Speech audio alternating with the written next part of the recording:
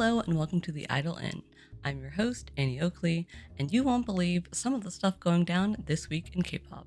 But first, new releases.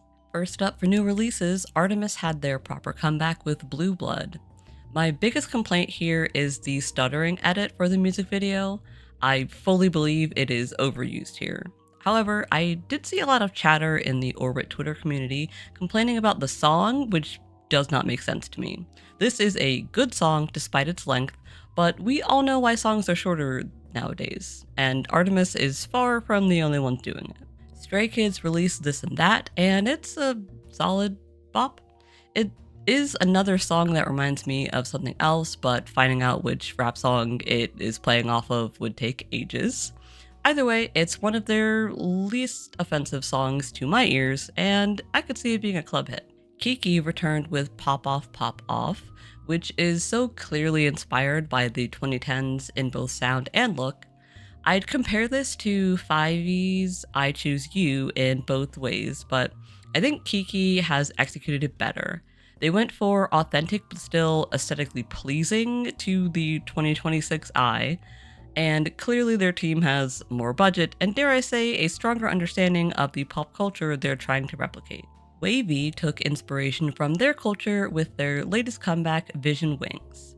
The entire concept is something that fans have been waiting for since the beginning. It's a bit of an earworm too. A-Pink's Eunji returned with I Love Love, and I gotta say, I'm a little bit disappointed.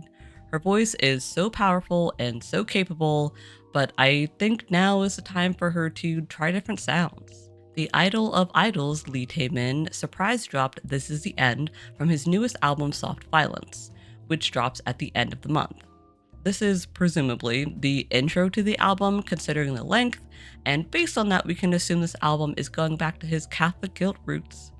Honestly, the song is already stuck in my head, so I am very hyped for the rest of the album. Hearts2Hearts had their Japanese debut on the 12th with Iconic Heart, and you can really see the dedication to their sound and image coming out here. It's a very quirky music video that perfectly matches the vibe. Like I was saying last week about Eunice's Gimme Summer, this does seem to be written with the Korean/Western market in mind, but I think it works here. Hearts2Hearts is still relatively new, and they'll have plenty of time to delve deeper into the J-pop sound as their career progresses. And last up, my personal favorite, former Brave Girls and BB Girls member Yoo Jung has finally graced us with new music. Well, new to her at least. She released I Really Like You, which was originally sung by girl group Jewelry, and is also releasing an EP with remake songs centered around love prior to her debut Waterbomb performance. The song really suits her, and I'm hopeful for more original music. Still a relatively quiet month, all things considered, with one exception. TXT's Japanese comeback is slated for the 17th. Boy Next Door returns to Japan for their second digital single out on the 18th. On the 19th, a big day, At Heart, Big Bang, Odd Youth, One We, and ZB1 will all release new music. Girls' Generation's Tiffany and former TVXQ member Jae-jung return on the 20th, and Oh My Girl's Mimi will make her solo debut as well that day. Would you believe we actually have some new announcements for Screen and Stage this week? First up, horror film Akgu, The Secret of the Moon Shadow, announced its cast, which includes Cosmic Girls, EXE, and The Boys Q, which starts filming in September.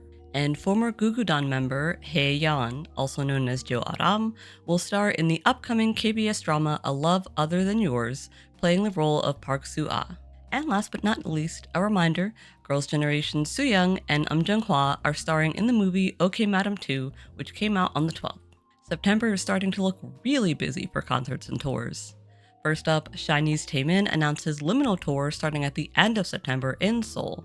So far, Latin America and Europe have both locations and dates, but NA Shawwal are waiting with bated breath and open wallets to see when he'll be performing here. Based on the layout of the website, it looks like they want to squeeze it into September, which would be awfully short notice considering the limited shows. It does say it's meant to go into 2027, so maybe we'll get lucky and he'll choose next year instead. GOT7's leader and soloist JB is returning to the US for his Tape Roots tour in September. Unfortunately for me, the stops are all too far away, and I'm also waiting to see when Tae shows are here. but tickets can be found at both Live Nation and Ticketmaster. And a reminder of who is currently touring: Cordis, as I have mentioned, is still touring live despite that movie drop.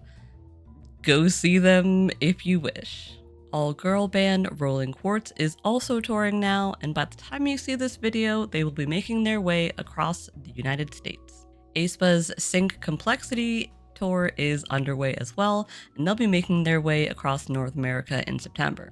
Omega X started their No Limit tour on the 13th, and they also belatedly announced that members then will be absent from the performances, unfortunately, due to experiencing undisclosed physical discomfort and health complications. Pentagon's Kino took his free Kino tour to South America, and the first show is today, actually.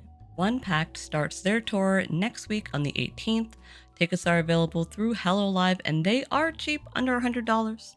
VIP is already selling out for some locations. Newly announced boy group Try That is in hot water after revealing their members, one of which is a Charlie Kirk sympathizer, among other things. Former WeS member Hyuk-jin was one of the idols who posted in support of the bigoted podcaster after his demise. To make matters worse, news outlets are using member Han So's picture when posting about the call for his removal, causing confusion for those not following the group at this point. To make this clear, this information is not new, as it was reported on when the event occurred last year, so their company clearly doesn't really care. Unfortunately for them, the fans do care, to the point where their fan-led pages, like their K-pop wiki page, are being deleted.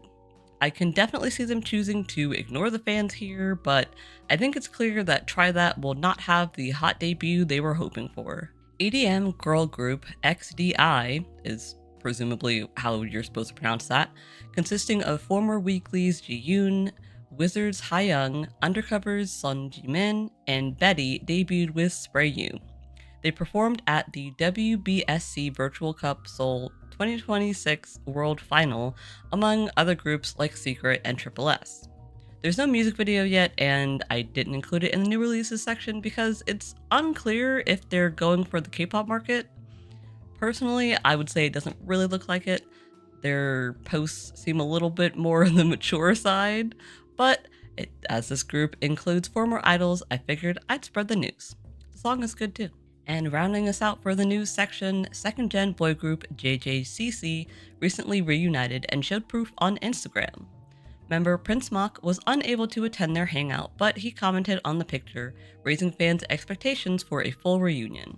The group, who was created by legendary martial arts actor Jackie Chan, has been defunct since 2021, and there have been no new announcements made. However, considering all the reunions happening these days, I wouldn't be surprised if they decided to get the band back together for an anniversary release. And that's it for this week in K-pop. Check out our weekly playlist and let me know in the comments how you feel about our top pick this week, Hearts2Hearts' Iconic Heart. As always, like, subscribe, share, and follow our socials. See you next week. Peace.